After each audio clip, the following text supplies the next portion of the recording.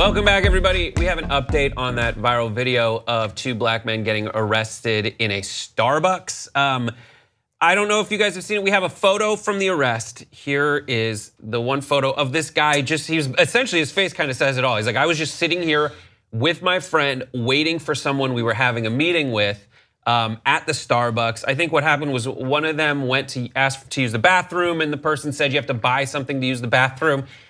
We'll talk about, I have a very specific Starbucks meeting take on why they didn't then buy something, which I think we all can identify with.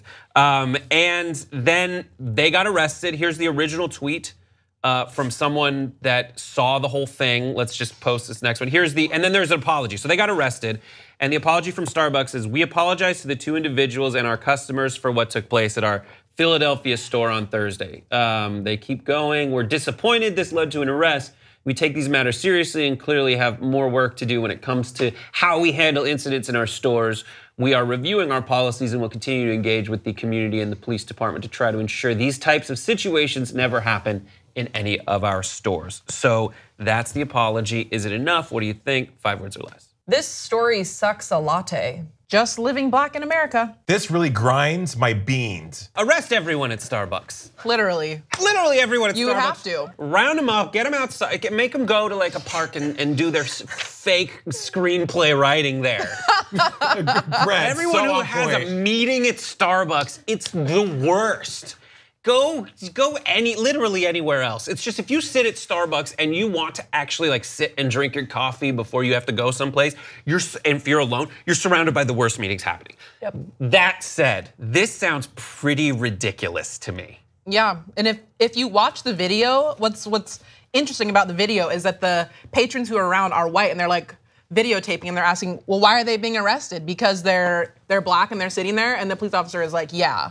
It's like, okay, yeah. like I couldn't tell if he was, because I noticed that too, where you have the white patrons being like, whoa, what is happening here? Like, they're we never were videotaping arrested. it. Yeah. And when the guy asks the police officer, like, why are you arresting them? Is it because they're black and they're sitting there? And I can't tell if the police officer was being sarcastic or because he's like, yeah, like, or if he's being serious, like, yeah, like, you know what I mean? And it's just like, either way, I know. it's the wrong answer. I know, and it's like, that is such an awful, like, it's just sort of like, you want to just, it just makes your mind want to explode because it's like, how are you, like, listen to the words and the actions that you are putting out there because you are bad right now. I think the only, agreed, Grace, bad is all get out for sure. And what's even more bad is the apology from Starbucks is like, okay, before they give this like really, official apology, but saying that we want to offer training about unconscious bias to our baristas and our partners, and I don't think they need to do that. What they need to do is talk to the person who did this and get them out. Because I have friends who work for Starbucks that say it's a lovely company. They're super inclusive. Starbucks has great initiatives for LGBTQ and marginalized groups of people. Marginalized sounds so dire, but so for real. Things to, Starbucks as a corporation in the past has been criticized for essentially keeping their staff just under enough hours to get health benefits. So that they're saying, oh, you do 29 hours instead of 30, so by law we don't have to give you health. That's the kind of stuff that Starbucks has rightly been criticized for, also being so huge that they elbow out mom and pop shops for coffee. But the idea that you would then, because of this, boycott Starbucks, I agree with you. We should probably focus on that Starbucks and raise awareness about, like, this is ridiculous, because anyone who's been to a Starbucks knows that there's a bunch of BS meetings where people are just sitting there and not ordering anything, sitting next to an empty cup of coffee for like 6 hours. Or the same cup they've had for like a week getting refills on it. The Starbucks on Topanga and Ventura is Shadesville, like, hood. Because the same group of 6 guys, I go there every morning. Same group of 6 guys are in the same place. There's the same Starbucks cup that has his name on it. I make a mental note, and they're smoking weed. Jason. So it's like, not weed. Not weed in public. That's bull ass.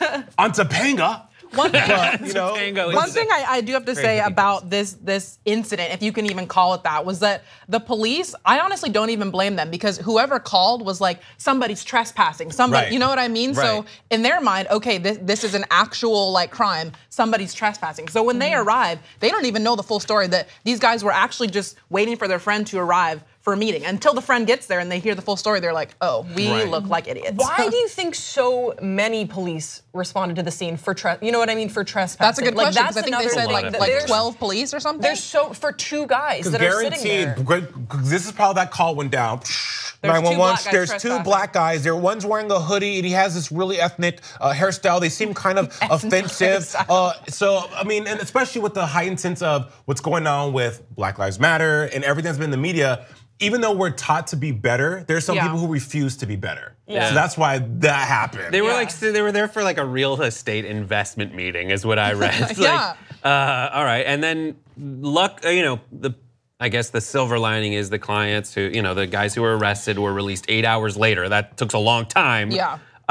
Because the district attorney found no evidence of a crime. She said, adding that Starbucks. Oh, no evidence of a crime. Funny. Right. They need free drinks for life. Star rewards for life. But they weren't charged. They weren't officially charged with anything, which is at least that's the silver lining. This is the CEO of Starbucks, Kevin Johnson, not the basketball player, said the video shot by customers is very hard to watch, and the actions in it are not representative of our Starbucks mission and values, he said in a statement, adding, the basis for the call to the Philadelphia Police Department was wrong. Right? I'm not mad at Starbucks for this. I'm not mad at pissed Starbucks. I'm mad at that person. And I know the person who was like, yeah, you know that type of person. These individuals. These colored gentlemen. But the manager or the person who called has been removed to another store. They just won't disclose. He wasn't fired, allegedly. But it's like moving priests around after they molest people. It's like, well, we won't have them there, but we'll have them someplace else. Like, I don't know.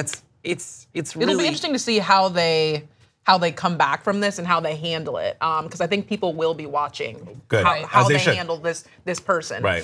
Right. Be vigilant.